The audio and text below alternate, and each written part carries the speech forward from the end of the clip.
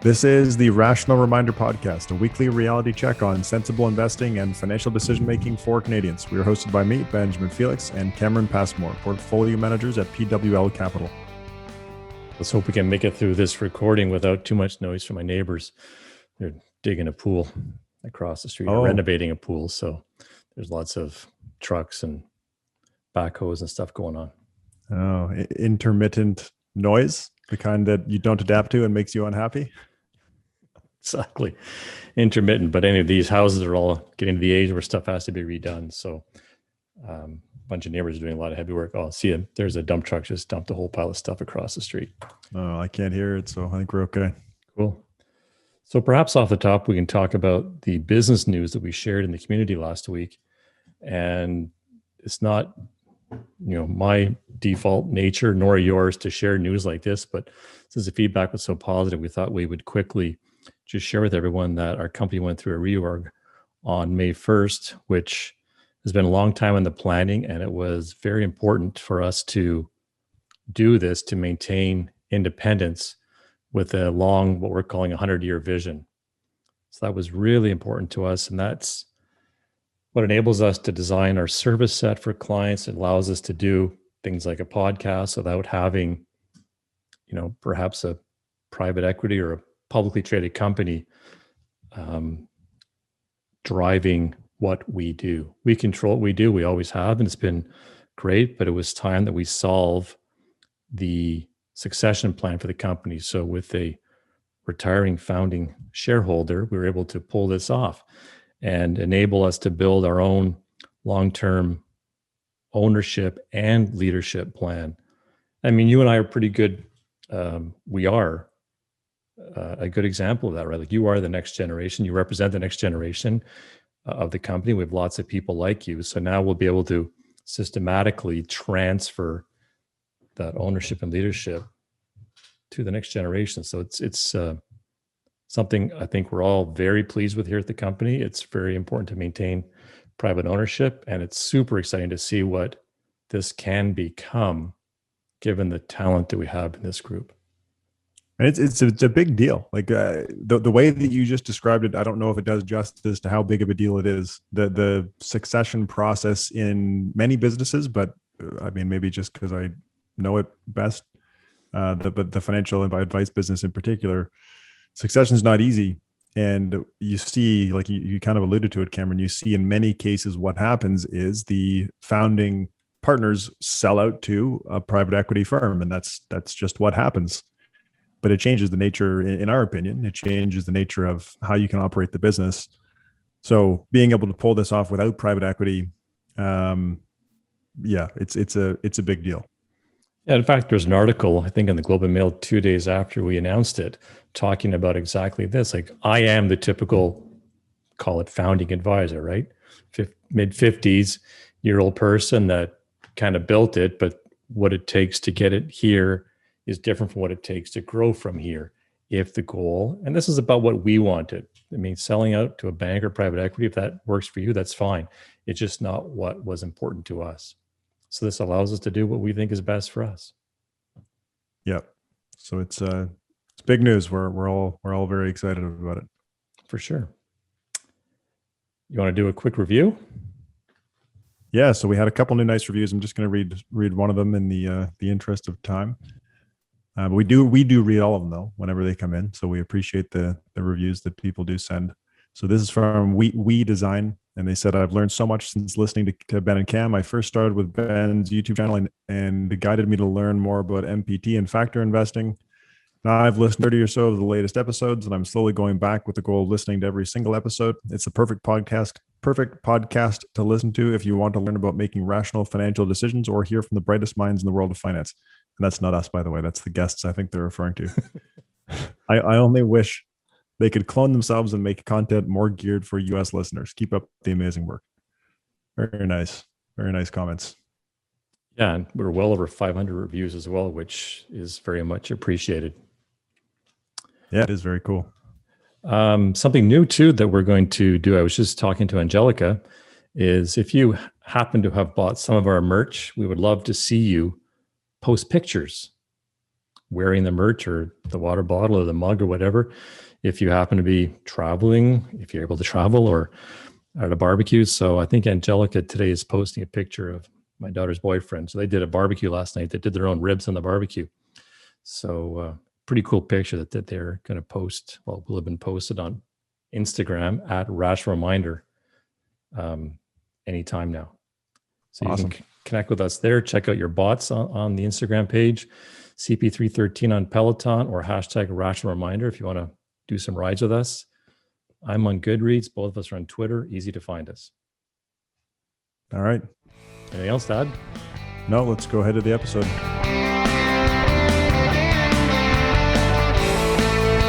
Welcome to episode 150 of the Rational Reminder podcast. So, quick book for you. It's funny, I get lots of comments about how many books I read.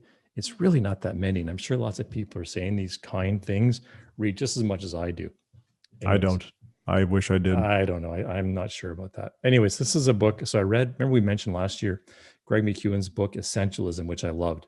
So we had a new book come out recently called Effortless, which I don't know, about halfway through. Honestly, I'm not sure I'll finish it. I'm not crazy about the book. I loved Essentialism last year, but this book called Effortless is, I don't know, it just doesn't work for me. I mean, it's good. It's worth reading.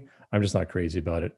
But the point of the book is that the effortless state is, as he describes, a point where we are rested, emotionally unburdened, and fully energized. High awareness, you're present in the moment and focused on what is important in that moment. And he talks in the beginning about, instead of asking why things are so hard, that maybe you should invert it and ask, what if this could be so easy? Great. I understand it. It just doesn't do it for me. So he says, enjoy the fact that work and play can coexist, and then turn menial tasks into meaningful habits. Let go of the burdens that you don't need to keep on carrying, and focus on what you have and what you're bringing to the table, and be thankful for that. Again, it's all very, very nice. Just, I'm not wild about the book. And that's my first quasi-negative review of a book I've had. It reminds me a lot of the discussion that we had on happiness not that long ago on the podcast, though. He's talking about states of flow. I don't know. Yeah.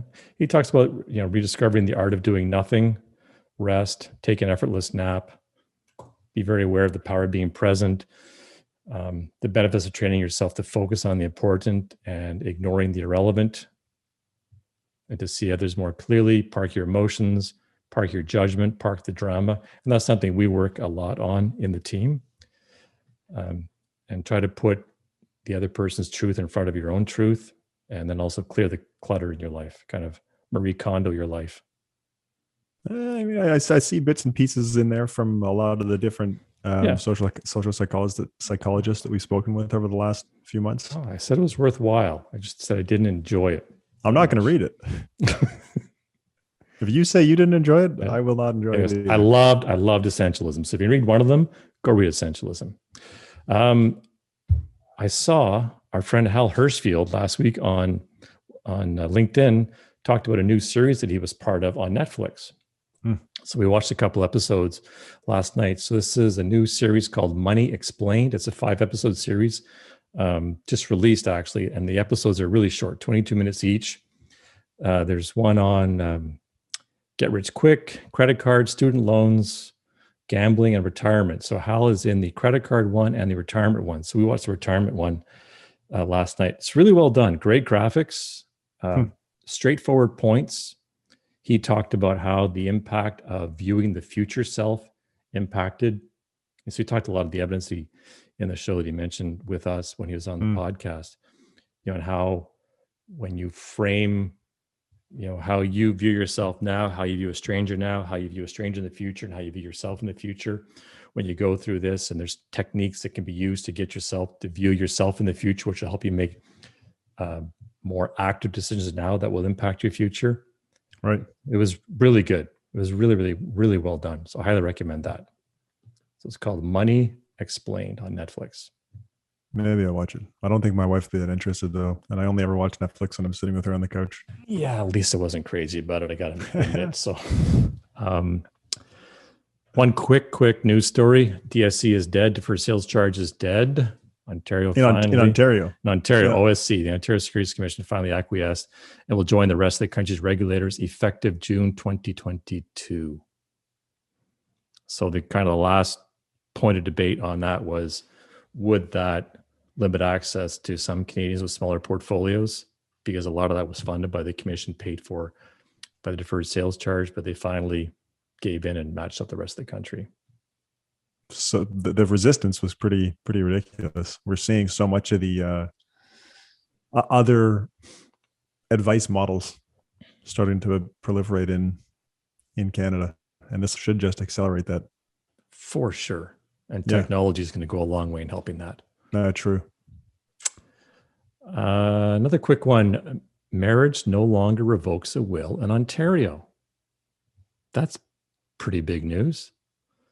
Yeah. So that's something that comes up all the time. It used to be that when you got married, any prior will was null and void. It's no longer the case. So Bill C-45, which received royal assent, changes this, and it also makes virtual will witnessing valid permanently. So you can now seek out a lawyer anywhere in the province. Yeah, that's awesome. That's awesome. At least one of the witnesses must be a licensed lawyer or paralegal, but again, opens up the whole province to you. It also gives courts the power to save wills that might otherwise have been found invalid due to some sort of technical error. And if there is an error, if a will is deemed to be invalid, the estate property would be distributed according to intestacy rules rather than the wishes of the deceased. So apparently it's another victory. So again, this isn't legal advice. This is widespread news, but thought it'd be worth sharing here. Now, you wanted to follow up on Wealthsimple. Yeah, so in episode 98, we spoke about Wealthsimple they did in 2019, they redid their portfolios. The biggest addition, if I remember correctly, was adding long-term bonds, maybe some low vol stocks into the portfolios. And when the pandemic-related stock market decline happened, they wrote a piece. I couldn't find it the second time around here, but they wrote a piece sort of celebrating the fact that their portfolio changes from 2019 were very effective in dealing with the downturn, because the long bonds, as people may or may not know, I guess that's who watches long bonds. I do. But last year, long bonds, when things were really crashing, as part of the response to the pandemic, we saw interest rates decline, which made the prices of long bonds go up pretty substantially. So if you were holding long bonds when stocks crashed last year, you did pretty good, or relatively speaking anyway. So Wealthsimple came out with a piece celebrating the fact that their portfolio changes had been able to deal with the downturn quite nicely. And we did a whole segment of an episode in episode 98 talking about that, kind of talking about the fact that they were doing a victory lap for this thing that happened, and why it may not actually be something to celebrate. Something that I've noticed this year, and this is just casually from being on Reddit, on the Personal Finance Canada subreddit, seeing people talking about their experiences with Wealthsimple. People are noticing and discussing the fact that Wealthsimple has been somewhat, at least compared to Vigro, they've been somewhat active, because they made those changes in 2019, and then again in 2020, they made some other changes where they. I'm no expert on their portfolios here, but I think they added gold. I know they added gold because that's one of the things I'm going to talk about here. I think they added more long bonds at that point. So I took a quote from somebody on Reddit that was talking about this. There's a whole thread discussing it, but somebody said, "This is why I left Wealthsimple 2 years ago. They kept changing assets to buy every few months. It wasn't passive at all. No surprises with Vanguard all in one now." It's interesting, right? Because at the onset, the robo-advisor pitch was, listen, we'll make a globally diversified rebalanced portfolio of index funds really easy for you. And at that time, that was a big deal. Like when the robo-advisors first launched, but then it wasn't that long after that the all-in-one ETFs started launching. And all of a sudden, what's the value proposition of the robo-advisor platforms? Harder to define, I think. Not that there's not value. And they're starting to offer other services now, like financial planning and access to other services. Right. But changing the portfolio, saying, hey, let's be different from a cap weighted index. That's part of a value prop, or it can be. Yep. I'm not saying that's why they made that change. I don't know. I think they did it because they think it's going to improve the risk adjusted returns of the portfolios. But it does also make them different from an asset allocation ETF. So one of the things that I wanted to look at was what's been going on this year. Because the other conversation I've been seeing happening on Reddit about Wealthsimple is that returns this year, and year-to-date returns don't matter. We know that. But it's still fun to talk about. People have been talking about Wealthsimple's returns this year not being very good, being pretty much flat. Well, the markets, a globally diversified portfolio of index funds, for example, has been increasing pretty substantially. So right now they have 16.5% of the 80-20 portfolio in Wealthsimple. The Wealthsimple Growth 80-20 portfolio holds 16.5% long-term Canadian government bonds. And year to date, that holding is down 15% as at May 14th. So that's 16.5 of the 20% fixed income? 16.5% of the overall portfolio. Okay. So most of the fixed income. Okay, that's what I mean. So 16 of the 20 is like 80% of the 20 is in long bonds. You got it. Interesting. And so that's pulling down, stocks have done quite well this year, Yep. but the fact that the long bonds have not done so well is putting downward pressure on their. They made another change to their portfolio in 2020. So there's two changes: the 2019 big reconfiguration, and then in 2020 they made a second change to add gold. And on their website, Wealthsimple has a little explainer for why they did that. So in answering the question, why have you added gold? They say gold has a reliable relationship with inflation over the very long term. We hold it to replicate the inflation hedging parts of our fixed income allocation that no longer offer the potential for diversification or return. The gold holdings we've added are a very small part of our portfolio. It's interesting. And it'll become more interesting when we get to the main portfolio management topic today about how to deal with inflation, because I talk about gold in there too. So they used GLDM, which is an ETF, at the end of August 2020. Now, I'm not 100% sure on the timing there. That's based on somebody on Reddit posting that Wealthsimple just emailed them about this change.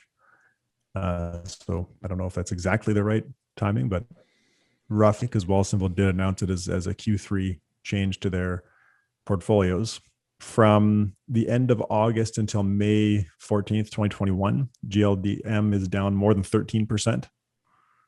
And year to date, so just from January until May 14th, it's down 7.75%. So again, pulling down the returns.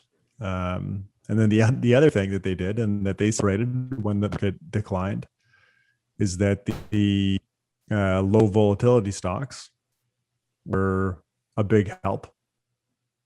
But again, if we look at EM, emerging markets, low vol holding that they have, it was down 2.6% year to date. And XEC, which is just a cap weighted emerging markets fund, is only down 1.78% year to date.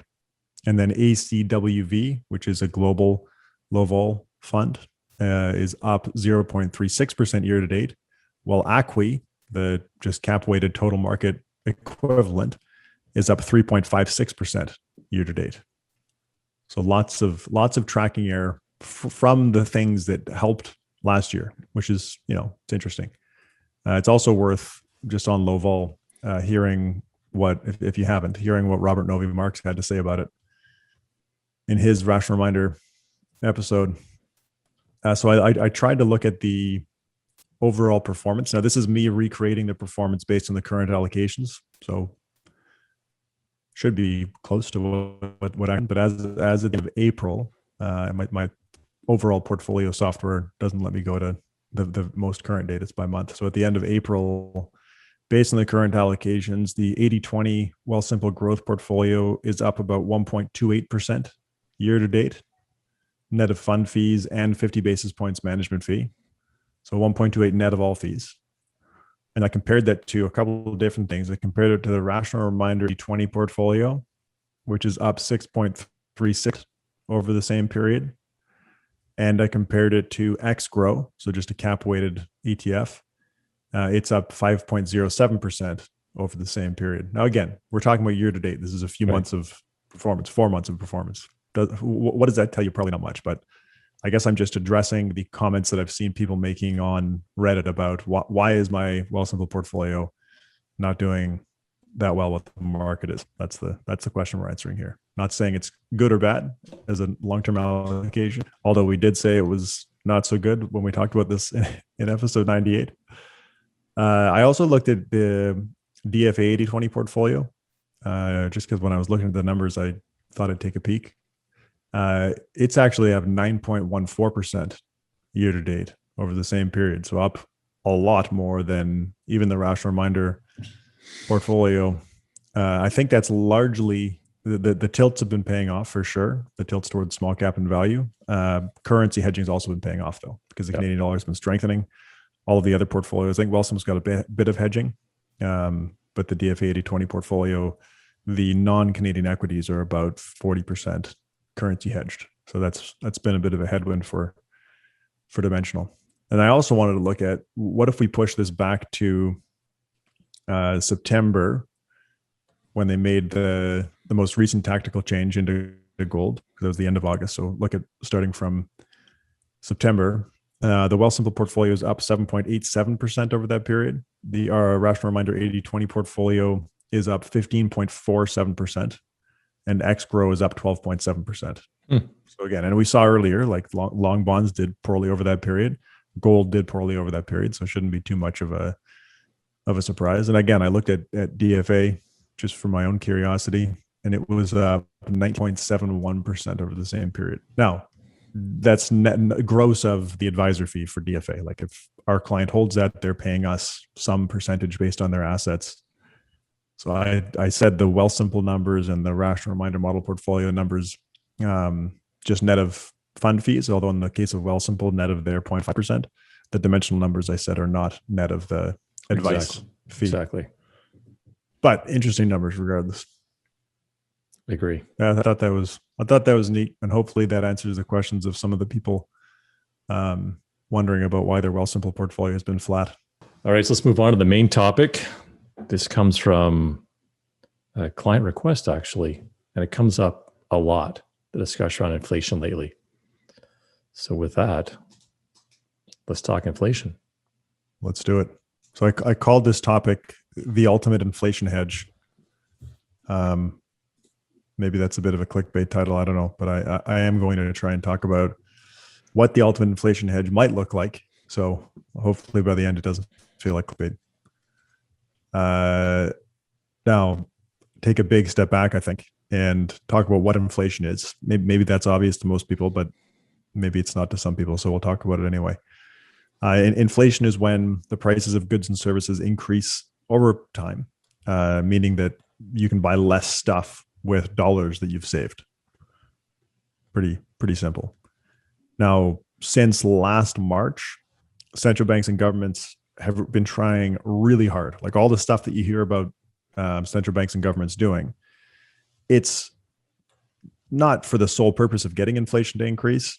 Although you could actually maybe say that, because deflation is what everybody worries about. If you get into a deflationary environment, it can be very difficult to get out of that. So all of these monetary and fiscal actions that we've been seeing are largely to keep inflation up. And we've seen that actually. We've seen that with central banks saying that they'll let inflation rise more than they normally would. And the Fed said this because that's a sign that things are working, and they don't want things to go in the other direction. Now, sometimes people say that this is somehow nefarious, that central banks and governments are trying to reduce their real inflation-adjusted debt load or something like that by inflating away their debt. I don't know. I don't really think that's necessarily what's going on there. I think inflation is just a sign that economic activity is going in the right direction. So it's a good sign. And like I mentioned before, we don't want to get into a deflationary situation. Now, as much as positive inflation is a good thing, high inflation or excessive inflation or high unexpected inflation, any of those things are bad for the economy and for investors.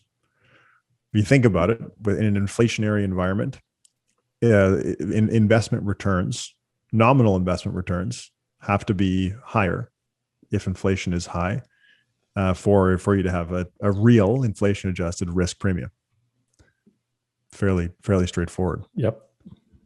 I think one of the best or most interesting examples to look at is the 17-year period from 1966 to 1982. This is one of the worst times in U.S. stock market history to retire. The S&P 500 returned 6.8% annualized before inflation for the full period. So you look at that and say, well, how can this period be a bad period to retire? Exactly. Right.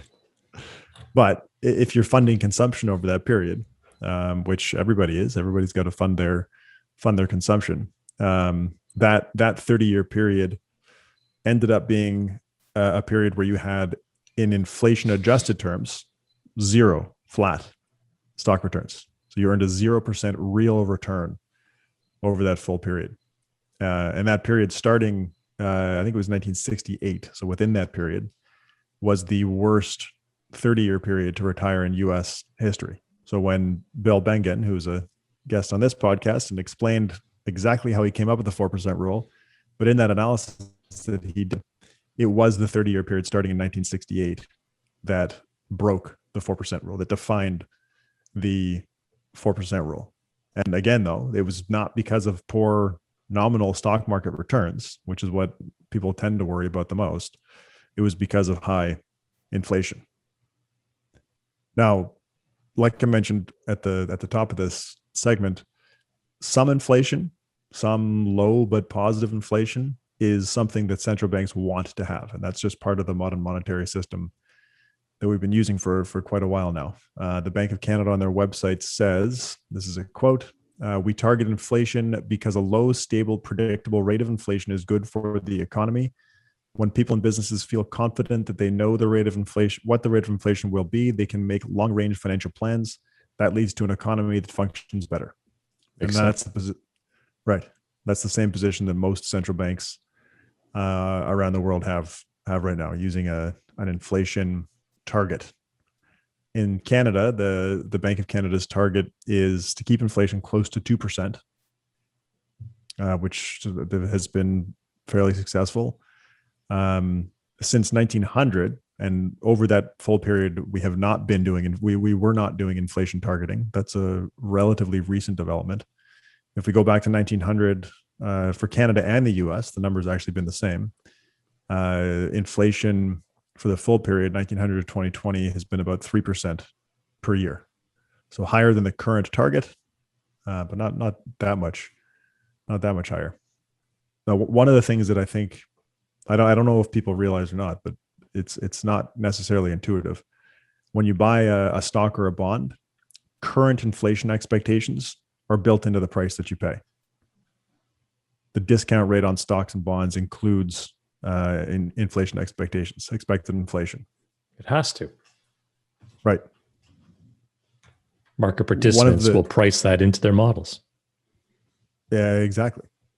Because people care about real, not nominal wealth. I think the easiest way to isolate and observe what the market's inflation expectations are is using inflation protected government bonds, because in that case, there's not a whole lot of credit risk. The securities should be overall pretty similar if we're talking about government bonds, except in one case, if it's an inflation protected bond, it shouldn't have those inflation expectations priced in, because the bond will, in Canada and the US, it'll adjust its principal for inflation. So therefore, you don't need to have that priced into the current yield.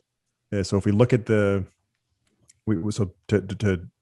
observe the market's inflation expectation, you can compare the yield on an inflation protected and an unprotected or nominal bond. And that gives you something called the break-even inflation rate. And what that effectively is the market's best guess at future inflation over the horizon of the bond, plus, and this part's important, plus a risk premium to compensate for the uncertainty about future inflation. Because in the nominal bond, you don't just have inflation expectations. You have inflation in the discount rate. You have inflation expectations and uncertainty, like an additional risk premium on top of the inflation expectation for uncertainty about future expected inflation. Whereas you don't have that in the inflation protected bond because it'll adjust. It's protected. It's protected, right? If we take, and I used US numbers because it's easy to pull charts from the St. Louis Fed website. So if you take the 5-year break-even rate on US Treasury securities, it's currently 2.44%. So that's the US market's pricing in 2.44% inflation, plus or minus. There's some adjustments for risk premiums and whatnot in there. So pretty cool, pretty interesting.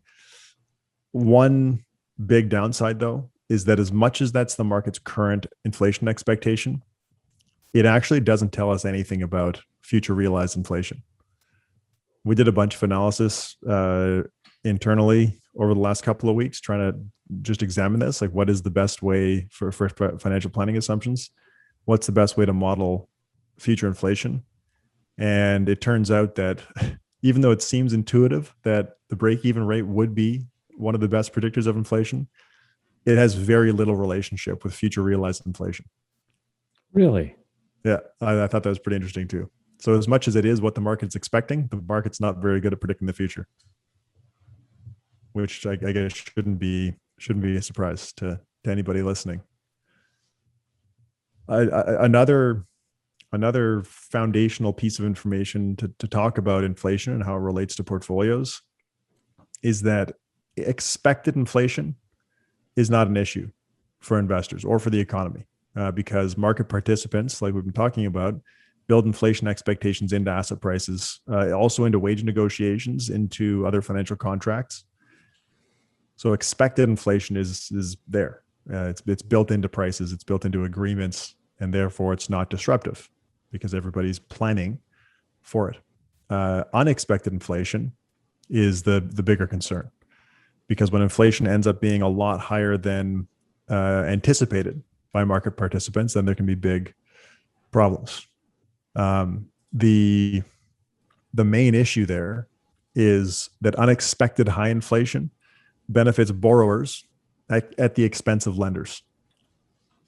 And if there's a lot of uncertainty about future inflation, lenders are going to demand a higher uncertainty premium on loans, which increases the cost of borrowing, and that can potentially slow down economic activity.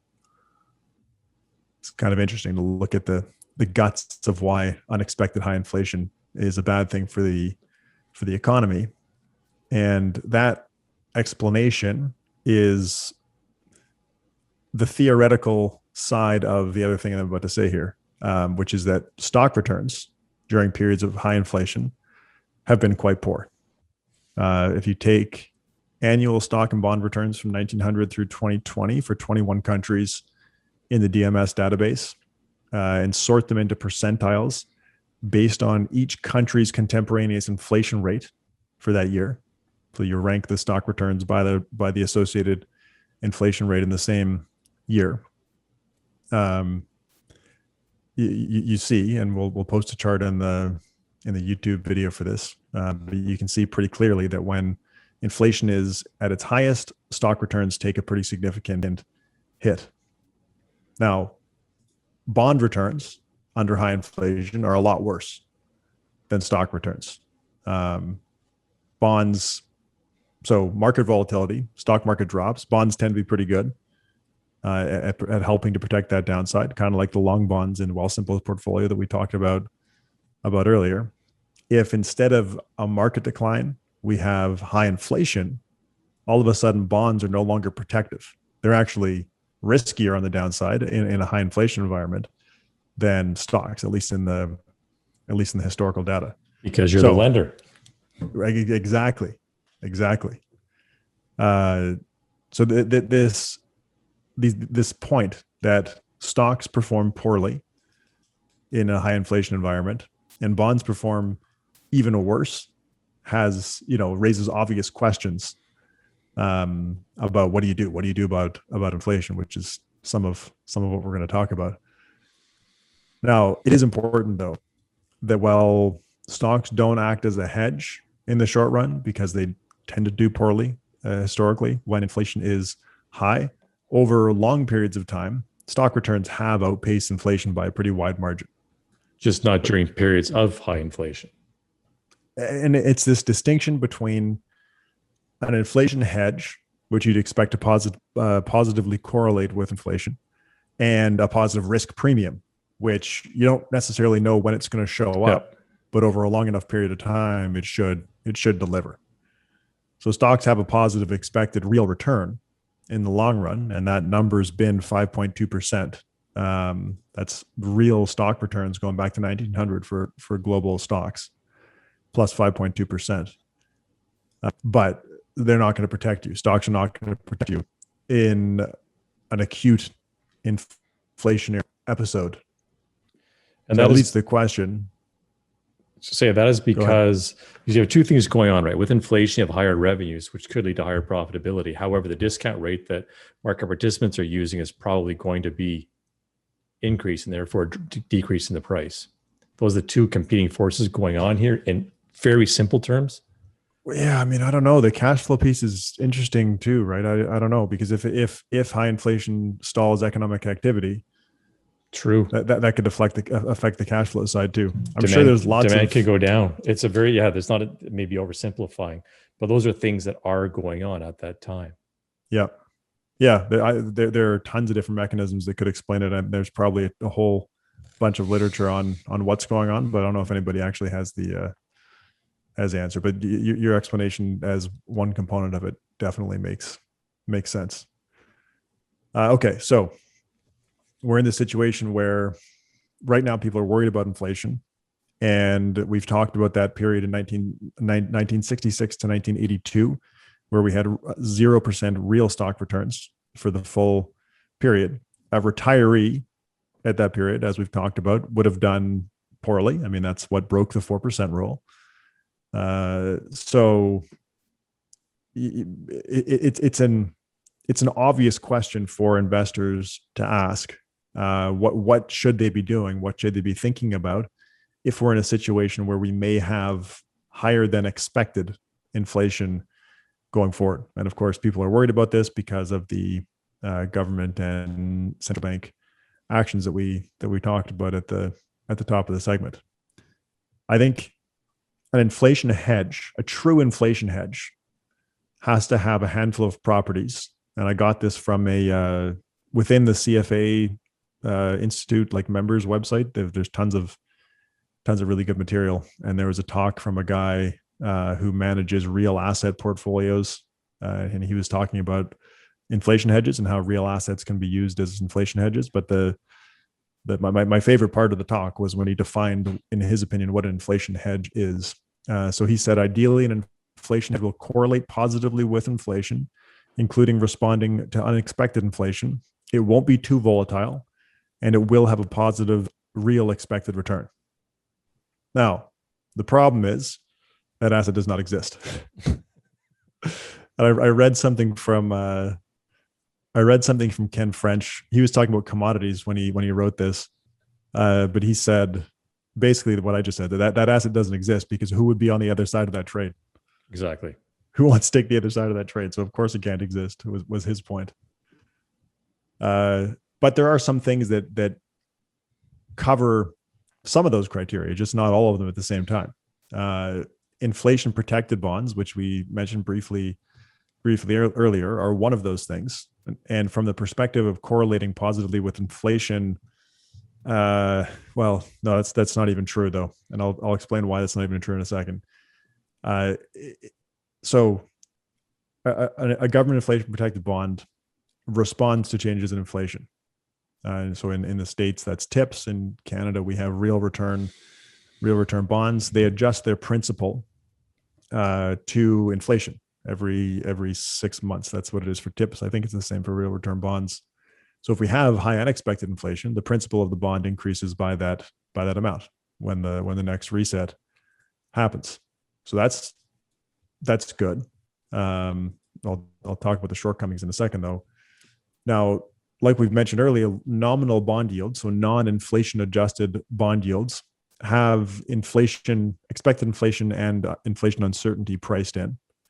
So with increasing inflation uncertainty, real nominal bond yields will be increasing and increasingly higher than real inflation protected bond yields, all else equal. So higher inflation uncertainty, the yield on a nominal bond will be relatively high compared to a real return bond. Now the other big issue with inflation protected bonds is that this is the real stumbling block here, is that they're only an obvious hedge against unexpected inflation if the bond matches your investment horizon. So if you say you have a $100,000 expense in 20 years, you can buy an inflation protected bond maturing in 20 years. And if you do that, you're guaranteed to maintain your purchasing power plus the real yield on the bond at the end of the 20-year period. So great. Perfectly hedges that one lump sum expense that you have. But the real problem here, and why it's not necessarily a hedge, is that there's still a lot of uncertainty about the short-term real return on a long-term inflation protected bond. Just like any other long bond, there can be a lot of meaningful short-term price volatility that overwhelms changes in inflation. So even if the principal is adjusting for changes in inflation, unexpected changes in inflation, once they're realized, there are a lot of other things that can be affecting the real return on that long term. So therefore, it's not a hedge. It's not a hedge against inflation, because the principal adjustments to inflation changes can be completely overwhelmed by the duration of the bond. If interest rates change or the environment changes in a way that affects bond prices, long-term bonds are going to be sensitive to those changes. So you could use short-dated inflation-protected bonds to get around the duration issue, the bond price volatility issue, but they introduce a whole new set of problems. At current levels of expected inflation, the real return bonds have lower real yields than short-dated nominal bonds, which already have low yields.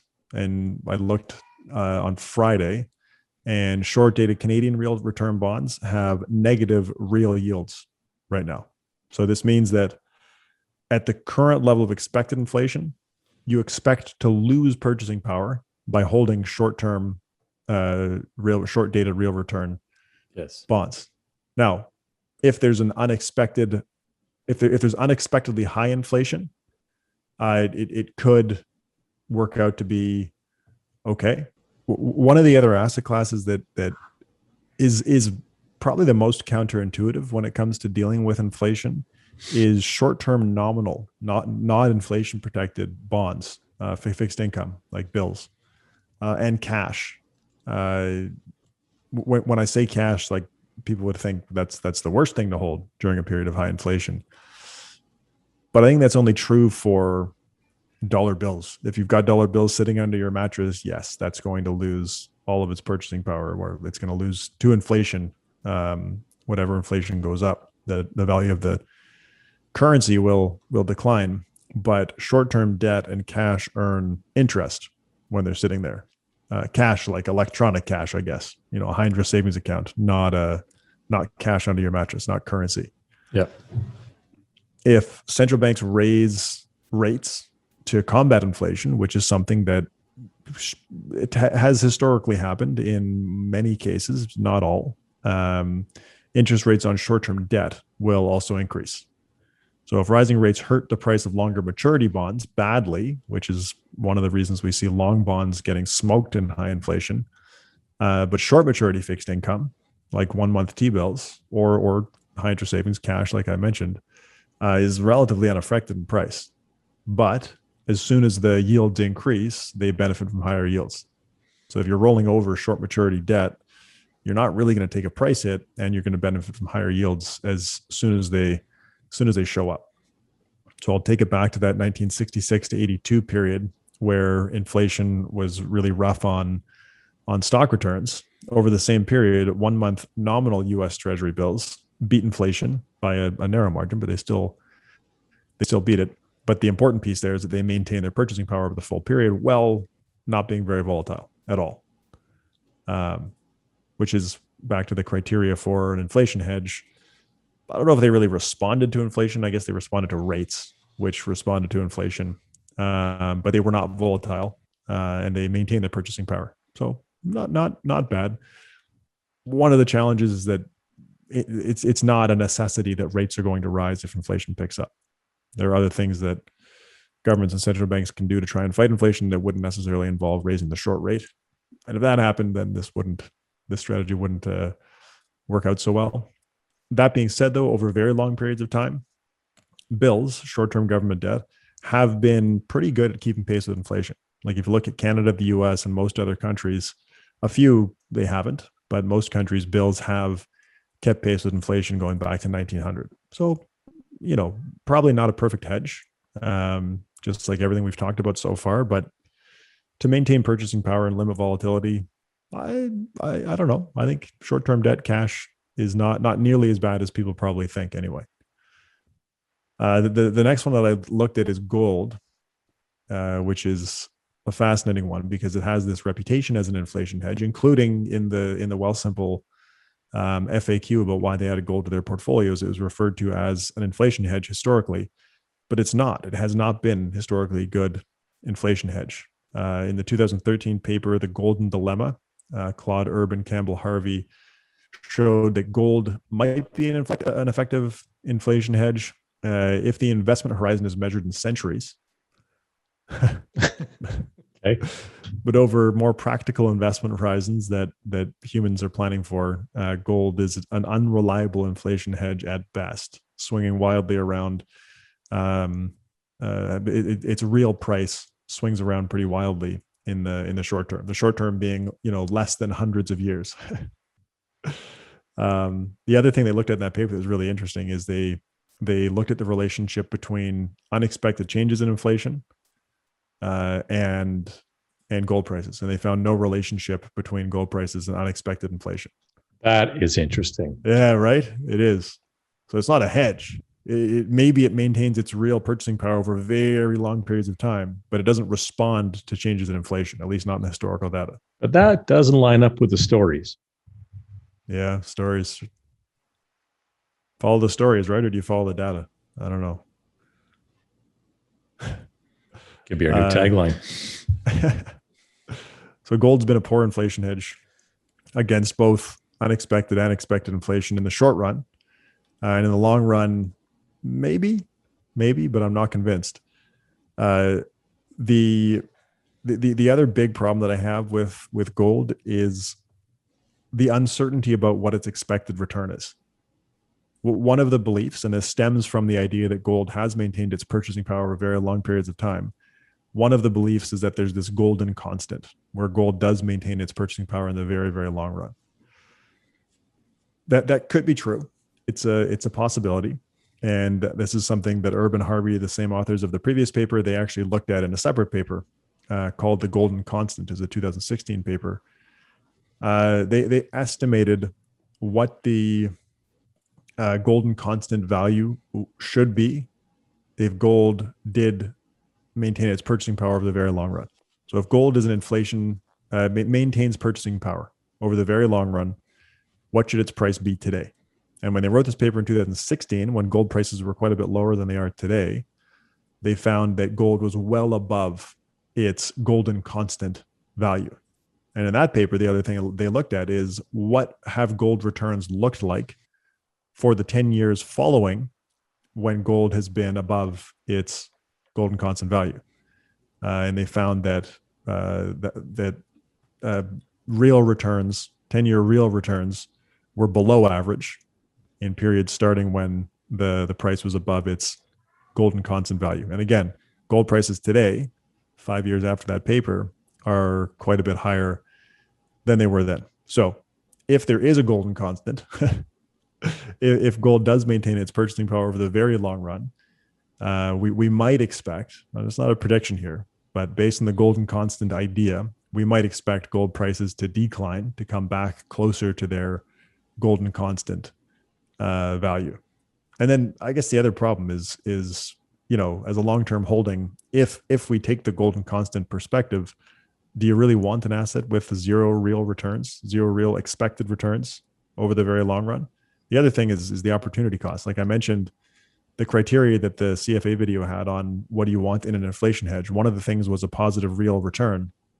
The reason you want a positive real return on an inflation hedge is because anything that doesn't have that is a significant opportunity cost relative to holding stocks. Exactly. Yeah. And so with gold, we see the same type of issue. And like, again, bills and bonds, you go back in the historical data to 1900, and they have had, for the most part, positive real returns. Bills lower, bonds a little higher, and stocks even higher. With gold, I think there's a lot more uncertainty around what that expected return actually is. So again, gold, I mean, for all the criteria in this case, I don't think gold really checks any of the boxes, which is kind of funny because of its reputation as an inflation hedge. Another one that I don't think gets discussed that much is international stocks. So I talked about how domestic stocks have tended to perform poorly during periods of high inflation. If a country has high inflation, that country's stock market tends to do poorly. But the same has not been true for international stocks. If one country has high inflation, a foreign country's stock market is not necessarily going to have poor performance in that time period, which is, I mean, intuitive. Like if Canada has high inflation, Italy's stock market's not going to be necessarily affected by Canada's high inflation. So diversifying internationally, not really a hedge, because international stocks are still risky assets, and then they're not going to respond to inflation, but they might be a way to deal with some of that potentially inflation-related domestic stock market decline. There was a paper that I looked at that talked about this. It was a 2014 paper in the Journal of Portfolio Management, Inflation Hedging with International Equities by Maximilian Rodel. And he showed that international equities hedge against inflation levels and inflation changes more effectively than domestic equities. More effectively. Doesn't mean they're a perfect hedge. But yeah, you still got the volatility. So that's not news to anyone. International diversification is a good thing. I looked at that 1966 to 82 period that I've brought up a couple of times. Over that period, Canada and UK stocks, which are the ones that I had easily accessible data for over that time period, they both had a positive real return over the full period. So US stocks from 1966 to 82, 0% real return. Canada and the UK were able to outpace US inflation over the same time period. So if a US retiree at that time had a 1/3 US, 1/3 Canada, 1/3 UK portfolio, they would have done a lot better than the US only investor. Now, the last piece that I'll touch on, and the most exciting for me anyway, is value stocks. So we talked about diversifying within stocks internationally, not just owning domestic stocks. But the other one is value stocks, and there's some I would call it more casual research on the relationship between the value premium and inflation. Like Larry Swedger had a nice blog post on the Alpha Architect website where he ran some numbers that was interesting. Not a lot, at least that I was able to find, of real academic literature on this relationship. I played with the numbers myself and was able to recreate what Larry found, which is that there seems to be a pretty obvious relationship between the U.S. value premium and U.S. inflation, where when inflation's been on the higher end, the value premium has been higher, and when inflation's been lower, the value premium has been lower. So I thought that was pretty interesting. I tried running it for international and emerging markets and Canadian stocks, and I tried using Canadian inflation instead of U.S. inflation to sort premiums. Yeah, the relationship kind of falls apart. But it's still, the U.S. sample is really hard to ignore. And again, going back to the anecdotal experience of that 66 to 82 period, over that period, U.S. value stocks, so we're not even going international here, U.S. value stocks delivered a real annualized return of 6.71%. Wow. Yeah. And that's not the value premium. That's a value index. That's not high minus low. It's not value minus growth. That's a value index, the Fama French value index. Right. And then we'll put the chart that I mentioned where I sorted value premium by inflation regimes. We can put that chart in the video, but you see it's this perfect monotonic relationship, which is like, you look at that and it seems like there's got to be something going on there. But I don't think there necessarily is. I'm going to talk more about why. Changes in interest rates. We alluded to this earlier too, but changes in interest rates are often accompanied by or a response to changes in expected inflation. There's a 2021 paper hot off the press in the Journal of Portfolio Management titled "Value and Interest Rates Are Rates to Blame for Value's Torments." So I guess there was an academic paper, but it takes it doesn't validate the observation though. I guess there's no academic papers agreeing that there's a relationship between the value premium and inflation. So in this paper, they look at how could this theoretically be true? If we see this pattern where value does better than growth when inflation is high, how could that be true theoretically? Now we know the theoretical value of a stock is the sum of its expected future cash flows discounted to their present day by a discount rate. And the discount rate is the sum of the real risk-free rate, expected inflation, and a risk premium. That's basic financial theory. Since inflation expectations and the risk-free rate are components of the discount rate, when they rise, asset prices fall, all else equal. Yep. Again, pretty basic theory there. Now, the intuitive theory explaining the potential relationship between value and inflation is that growth stocks have expected cash flows further in the future than value stocks do. So they have a higher duration. I mentioned duration very briefly earlier. It comes from fixed income. So they borrowed this duration concept from fixed income. It measures a bond portfolio's sensitivity to changes in interest rates.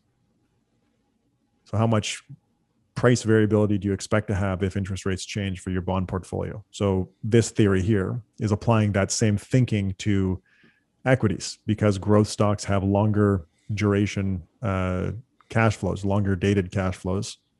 You'd expect the growth portfolio to have a higher duration than the value portfolio.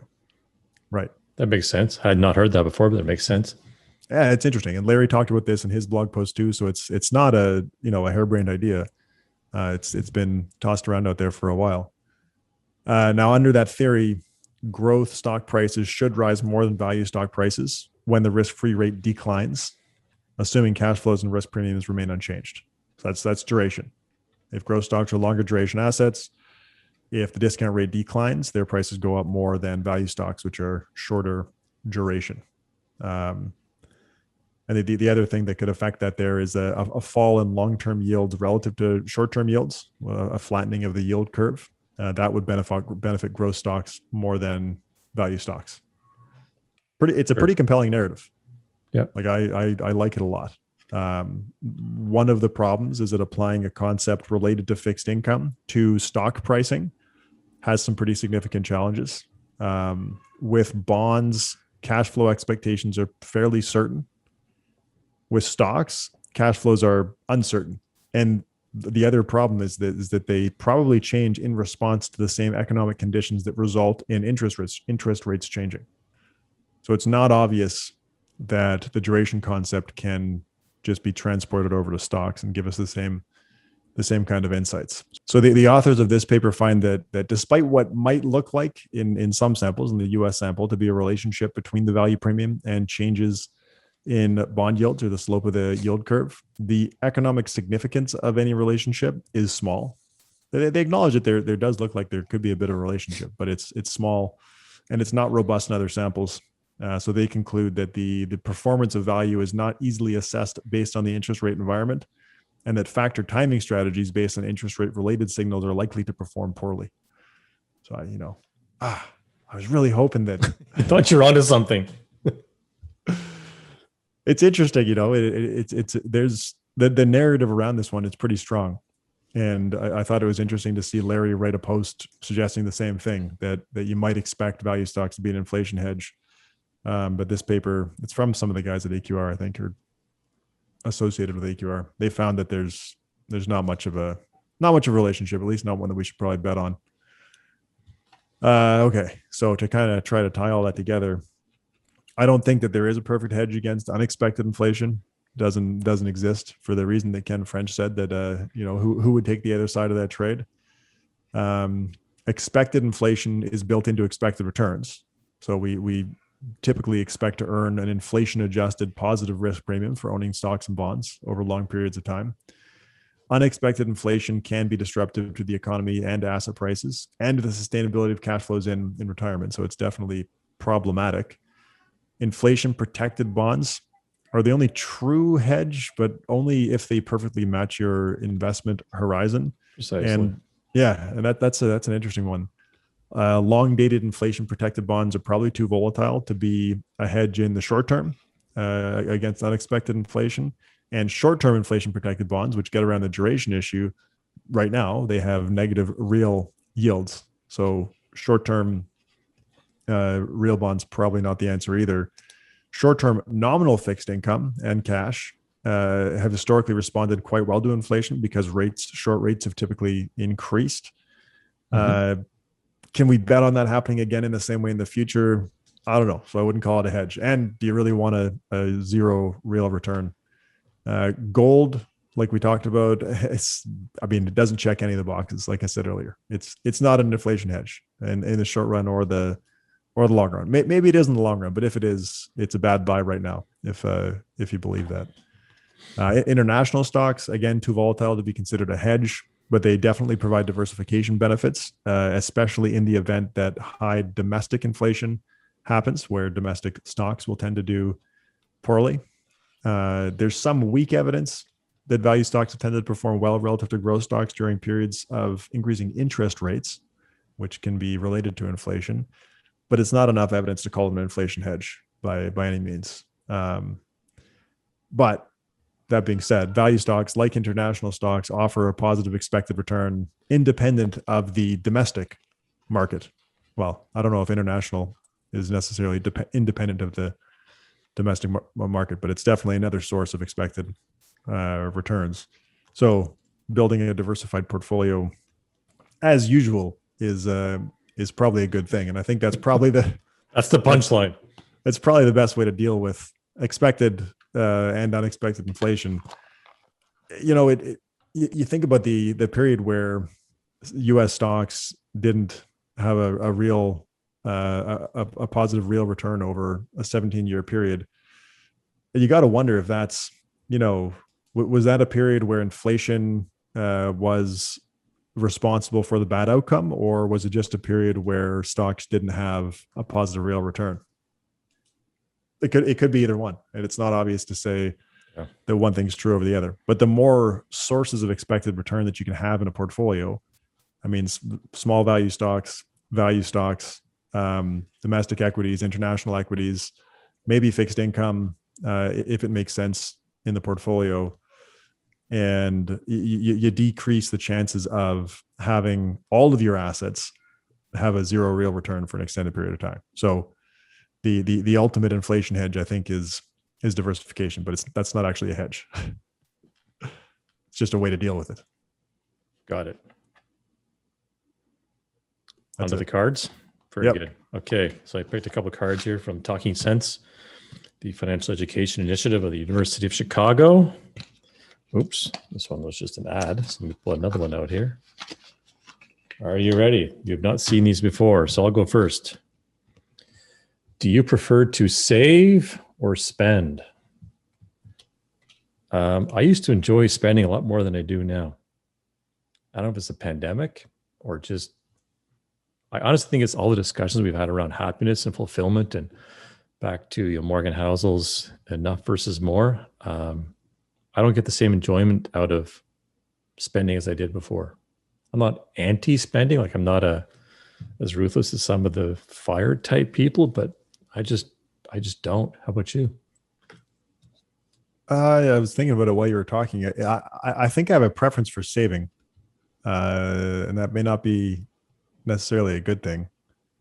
I also think I do a reasonably good job of thinking through financial decisions where, if spending might make sense, like the meal delivery service example that I always come back to, if it might make sense from the perspective of the rest of my life, then I can rationalize it. But I think that's the key, is that for spending, I have to rationalize it. For saving, it just feels right as a default.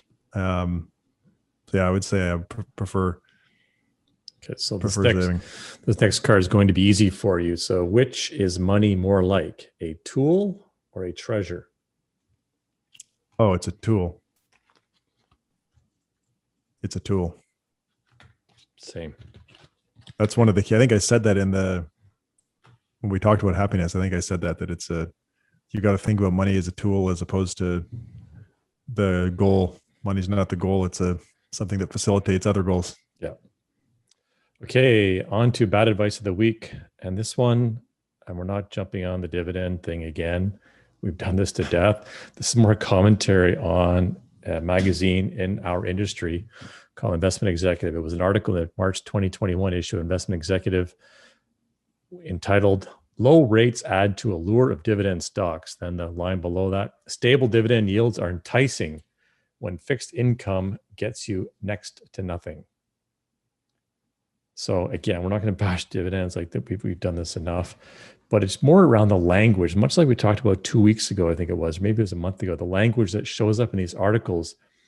And here, this is an article in the magazine directed towards advisors. And to get back to your comments earlier about should you make decisions based on stories or evidence, like there's no mention of evidence in here other than some evidence that showed that these managers did not outperform broad indices, but there's no digging into the power of the dividend as a source for higher expected returns. But just read some of these quotes and you see why retail consumers would love this if this stuff's being fed to you and I as advisors. So here's some quotes. "A 4% dividend in a good blue chip stock that is traded relatively cheap to the market is a really good place to be right now." This is a quote from one of the managers that was interviewed. "Valuations are cheap and yields are good. The pandemic created an environment in which banks can thrive. And you want to be well positioned to take advantage of the uncertainty we see coming. And we're going to use this crisis to enhance future shareholder value. And in a low interest rate environment, that's incredibly attractive. I think in today's low interest rate environment where traditional fixed income simply isn't generating the returns it has in the past, the stability of dividends becomes even more apparent." These are great stories, but it's nonsense. Yeah, it's unreal. Full of it. And these are big funds, big brand name funds. Of course, that's what they're going to say, though, I guess, right? But they're all stories predicting, yeah, the return has been great lately, but because of easing of this, banks have more of this, and the new rules it's all predicting. Like they're the only people that know these stories. And it comes back to the fact that because it's got a good, stable dividend, it can replace your need for fixed income. Come on. That's scary. Scary. Anyways, that's our bad advice of the week. Love to see picks. If you can share picks, tag us on Instagram. That'd be great. Love to see some summertime picks. Anything else to add? No, like we mentioned in the introduction, we always appreciate the reviews and we read all of them, and our understanding is that they help other people find the podcast. So if you are enjoying the show, feel free to leave a review and we appreciate it. And maybe we'll read it in a future episode. Beautiful. All right. Thanks for listening.